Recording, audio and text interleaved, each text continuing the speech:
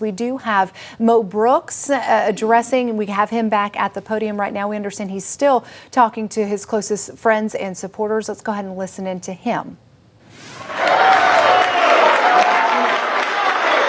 Elections are about choices, and choices are about differences. And the differences between Katie Britt and me are stunning. On taxes, I am a tax fighter. Katie Britt is a tax raiser. It doesn't get any simpler than that. I was ranked #1 out of 140 legislators by the Alabama Taxpayers Defense Fund in the fight against higher taxes, the fight to protect your family incomes. In 2003, I debated on statewide television against the $1 billion tax increase, and we, the people, won 2-1. In 2017, I voted for President Trump's tax cuts. That's my record. Now, contrast it with that of Katie Britt. In contrast, I want to emphasize this. Katie Britt has publicly supported more tax increases than any other Republican candidate in Alabama history. That is not a conservative position. As a registered lobbyist, Katie Britt forced the gas tax through the legislature. But that's not all. Katie Britt has publicly called for a 20% increase in your income tax rates, higher property taxes, a 25% increase in the car sales tax rate, a new 4% sales tax on auto and truck repair costs, higher utility bills by a 43% increase in utility taxes, doubling home purchase taxes, and many, many more.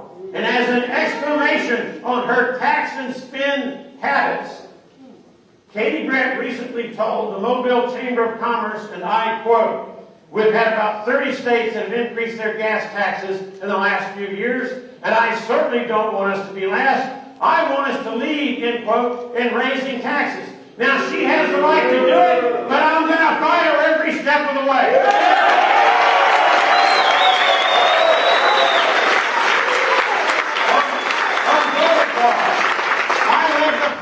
Mo Brooks, you're listening to right there. Current Congressman Mo Brooks, hoping to be Senator Mo Brooks, and he's already taking on his runoff competitor. He will face Katie Britt in a runoff on June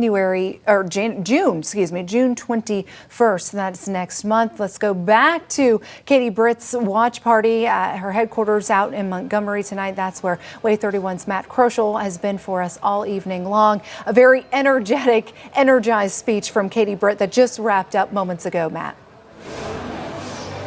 And already starting that next part of this campaign with one focus, that is Mo Brooks and what this runoff will look like the next 28 days. Now focused on Mo Brooks. Katie Britt calling him a career politician and telling her supporters here tonight in Montgomery that all the work they've already done was great, but now they've really got to hammer in and get it to the finish line. That finish line would land Katie Britt in Washington to be the first female senator from the state of Alabama. She thanked her husband, who she says actually resigned from his job early on in this campaign because he believed in her and what she needs to do for Alabama. She said that she traveled to every county, met with voters across our state. She's from the Wiregrass. She understands the issues there, but she says she spent a lot of time in the Tennessee Valley, and she understands why people don't want Mo Brooks. That's her words. She says that they can see through this career politician, hammering that home so we get us a preview of what the next 28 days will look like. She zeroed in on Mo Brooks and says that this fight is something that she is going to see through the finish line. So now she has left the room. Supporters starting to already go home because they know they have a lot of work over the next 28 days. Reporting live in Montgomery, Matt Kroschel, Way 31 News. They do have a lot of work, Matt, and Emily and I were just talking about, what we're going to see. We're going to start to see some of these candidates coming up short tonight to throw their support behind others. Right. Buckle up. It's going to be a wild ride until June 21st, particularly in the Senate race between Britt and Brooks. We talked earlier tonight about how millions of dollars in super PACs have pumped money into the campaigns for and against candidates, and we're going to be seeing that even more in the next 3 weeks. And something I want to mention is that the Federal Communications Commission does not ensure the accuracy of campaign ads, so voters need to be very careful because there will be truths that will be spun for and against the candidate. I think it's going to be really interesting.